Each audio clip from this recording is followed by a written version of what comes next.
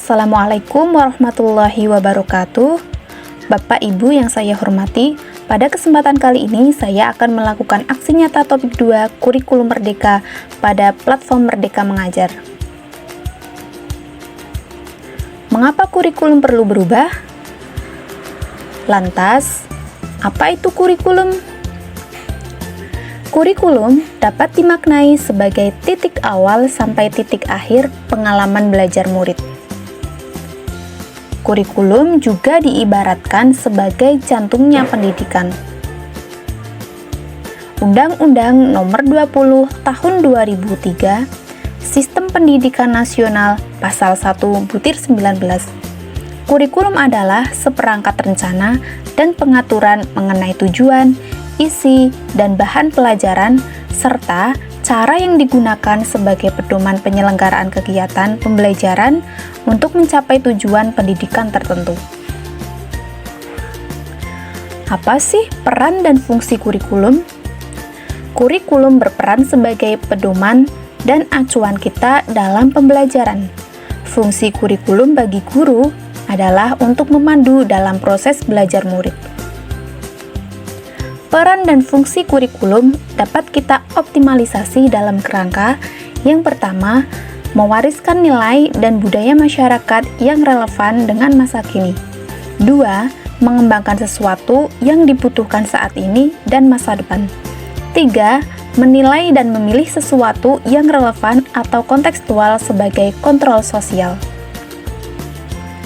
Kurikulum yang baik adalah kurikulum yang sesuai dengan zamannya. Disinilah peran kita sebagai pemilik dan pengembang kurikulum di satuan pendidikan. Kita harus melakukan adaptasi sesuai dengan konteks dan karakteristik murid, begitupun dengan pembelajarannya. Sebagai pendidik, sudah seharusnya mengetahui kebutuhan murid-murid kita, kompetensi apa yang dibutuhkan, dan bagaimana cara mewujudkannya. Sebagai pemilik dan pengembang kurikulum di satuan pendidikan, pendidiklah yang terus beradaptasi mengembangkan kurikulum sesuai konteks dan karakteristik murid-murid kita.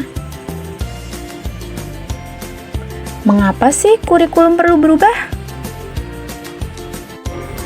Zaman berubah dengan cepat. Ketika kita menjadi murid, mungkin cita-cita kita hanya menjadi dokter, polisi, tentara, atau tentu saja jadi guru. Namun, kini pilihan cita-cita murid kita telah beragam dan mungkin sesuatu yang tidak pernah terbayangkan sebelumnya. Mereka kini ingin menjadi ilustrator animasi karakter kartun, menemukan software komputer, pengembang aplikasi games, atau bahkan gamer dan YouTuber.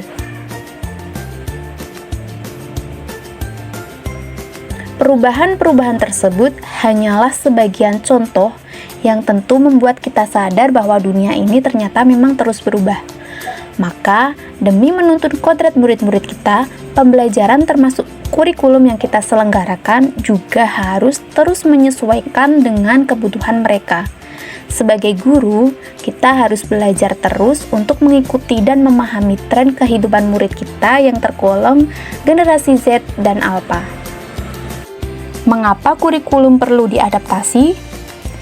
Konteks satuan pendidikan yang beragam membuat banyak hal tidak mudah diimplementasikan di kelas. Keadaan sekolah dan sekitar kita berbeda-beda. Murid kita pun berbeda-beda. Ada perbedaan lingkungan dan ekosistem sekolah. Hal-hal itulah yang menjadi alasan mengapa kurikulum dari pemerintah pusat harus melalui proses adaptasi terlebih dahulu.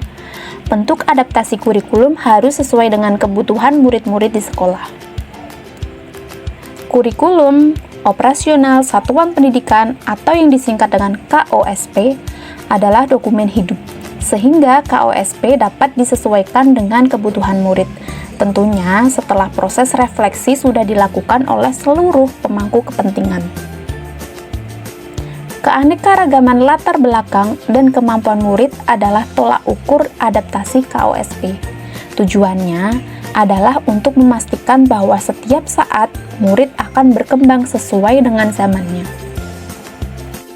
Keanekaragaman latar belakang dan kemampuan murid merupakan tolak ukur adaptasi kurikulum operasional satuan pendidikan, guna memastikan setiap saat murid akan berkembang sesuai dengan zamannya. Bapak Ibu, demikian aksi nyata topik 2 tentang kurikulum merdeka yang saya paparkan. Bapak dan Ibu mohon berkenan untuk memberikan tanggapan atau umpan balik pada kolom komentar di bawah ini ya. Terima kasih. Wassalamualaikum warahmatullahi wabarakatuh.